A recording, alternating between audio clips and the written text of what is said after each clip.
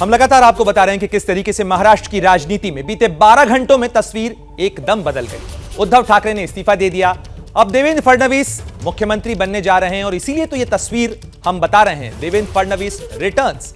लेकिन देवेंद्र फडणवीस की अगुवाई में बीजेपी की सरकार बनने की जो तस्वीर बनी, ये जो सूरत उभरी, इसका मतलब किस तरीके से साफ होता है, ये 2.5 साल पहले उनके दिए बयान से साफ नजर आता है और वो सच होने वाला है। यानी जो विधानसभा में देवेंद्र फडणवीस ने अपने भाषण के दौरान कहा था कि मैं समंदर हूं, वापस लौट कर आऊंगा, इसलिए मेरे किनारों पर घर मत बसाना, तो अब जरा ये देखिए कि किस तरीके से अपनी समंदर वाली शपथ को सच साबित किया देवेंद्र फडणवीस ने।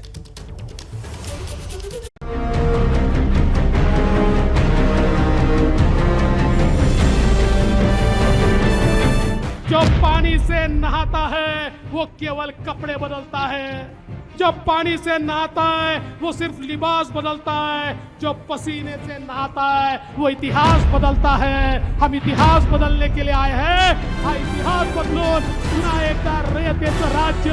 या ये बयान देवेंद्र फडणवीस ने करीब 2.5 साल पहले तब दिया था जब उनकी सत्ता चली गई थी और उद्धव सीएम बन गए थे। लेकिन मुंबई के सियासी समंदर में ऐसा तूफान आया कि फडणवीस की समंदर वाली शपथ सच साबित होने जा रही है। मेरा पानी उतरता देख मेरे किनारे पर घर मत बसा लेना। मेरा पानी उतरता देख मेरे किनारे पर घर मत बसा लेना। मैं समंदर हूं, लौट कर वापिस आऊंगा।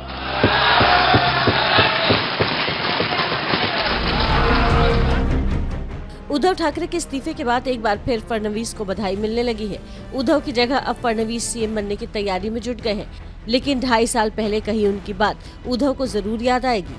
ये जो हालात है ये सब तो सुधर जाएंगे, ये जो हालात है ये सब तो सुधर जाएंगे, पर जाते जाते कई लोग निगाहों से उतर जाएंगे। सवाल जहर का नहीं था, सवाल जहर का नहीं था, वो तो मैं पी गया।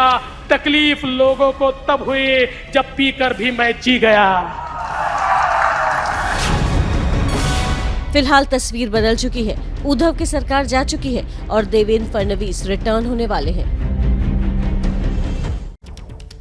तो आपने सुना किस तरीके से अपने संकल्पों का संकेत पहले ही देवेंद्र फडणवीस ने दे दिया था। और एक बार फिर हम रुख करेंगे हमारे सहयोगी मृत्युंजय लगातार हमारे साथ जुड़े हुए हैं। मृत्युंजय, जो कुछ देवेंद्र फडणवीस ने पहले ही संकेत दिए थे, क्या उद्धव ठाकरे उन्हें पढ़ने समझने में चूक गए? देखिए, देवेंद्र फडणवीस इस प्रकार के नेता हैं जो मेहनत में विश्वास करते हैं और ये हर कोई महाराष्ट्र में जानता है।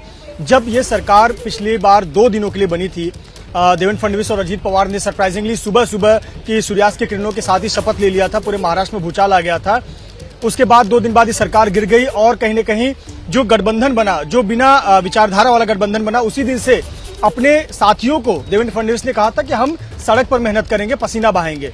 ये बात कहीं न कहीं कई बार नजर आई और हमें घटनाक्रम देखना चाहिए कि भले ही सरकार 3 दलों की हो, लेकिन जब बात जमीन पर आई तो कई बार ऐसे चुनावों में देवेंद्र फडणवीस ने झटका दिया था।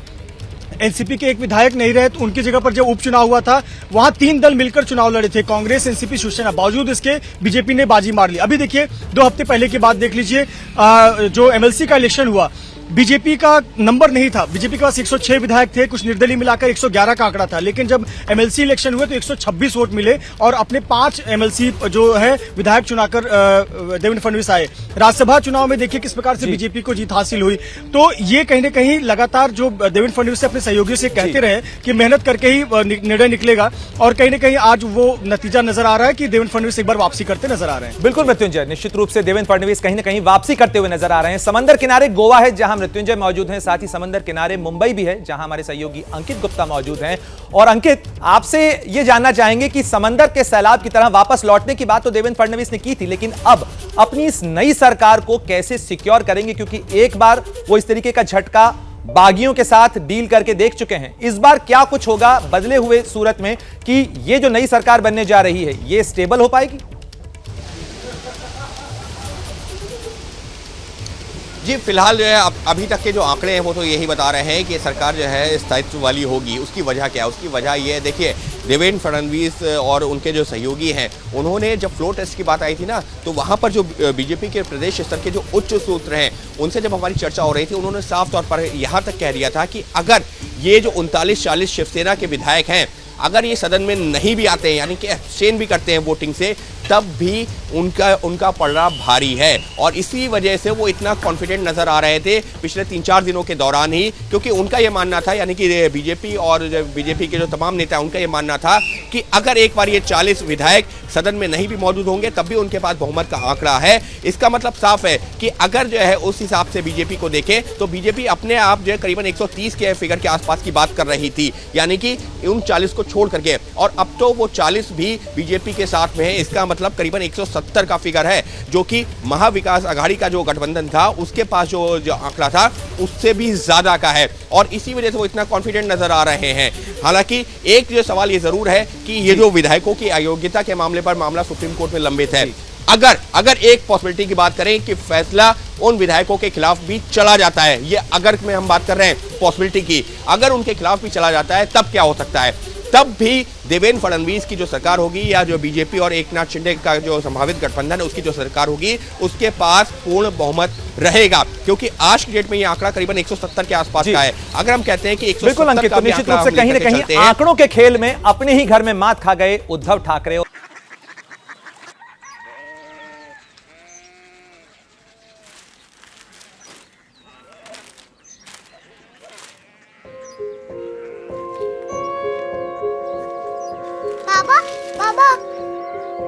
कोरिया सिटी जानी ना,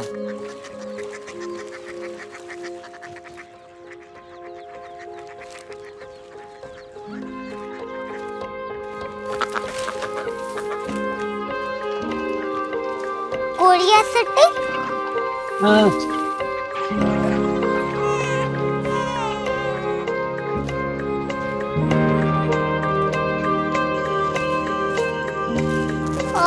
कोरिया सिटी कहाँ पे है?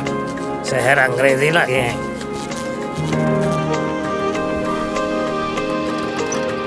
Korea city.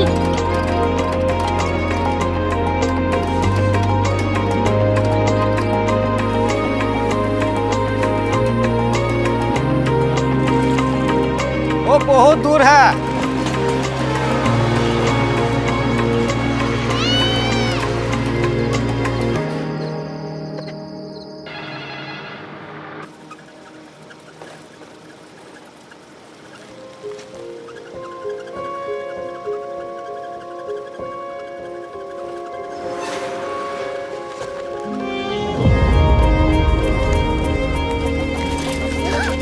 Korea city.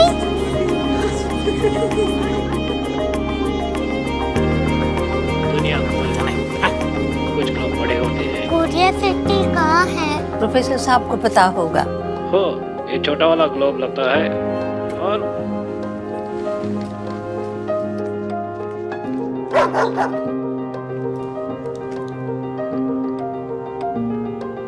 पता नहीं, मेरी बेटी से जाके मिल लो, शायद उसे मालूम हो।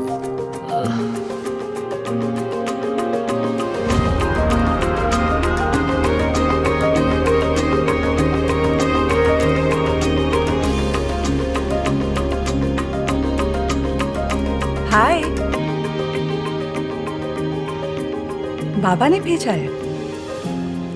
Come here. Korea city. Korea city नहीं, क्यूरियोसिटी। वो क्या? That's what brought you here? जो तुम्हें यहाँ तक ले आया। क्यूरियोसिटी।